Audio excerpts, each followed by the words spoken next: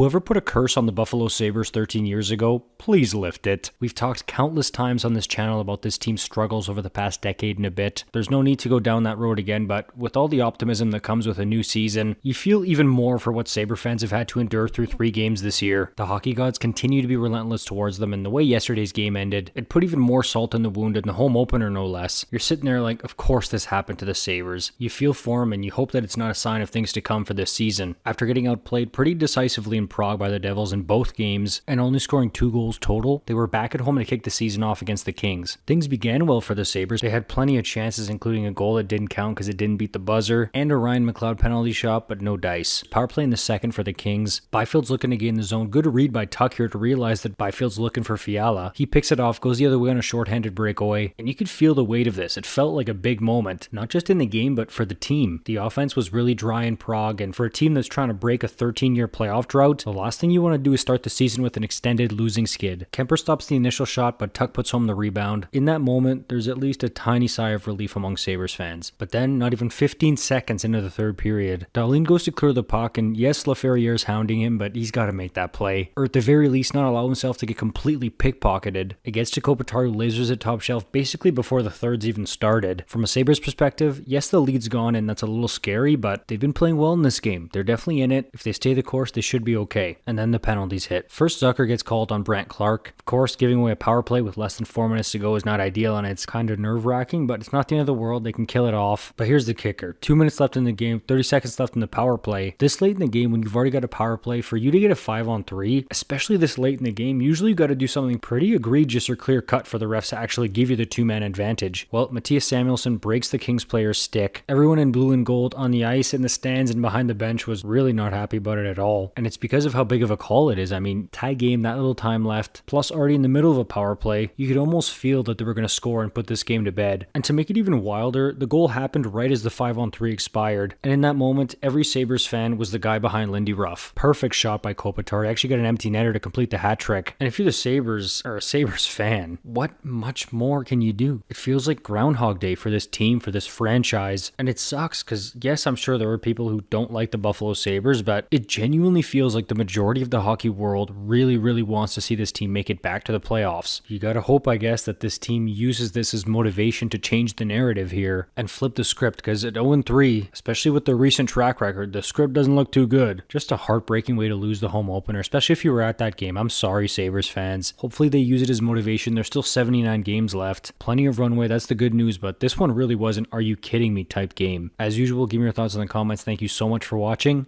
You're awesome.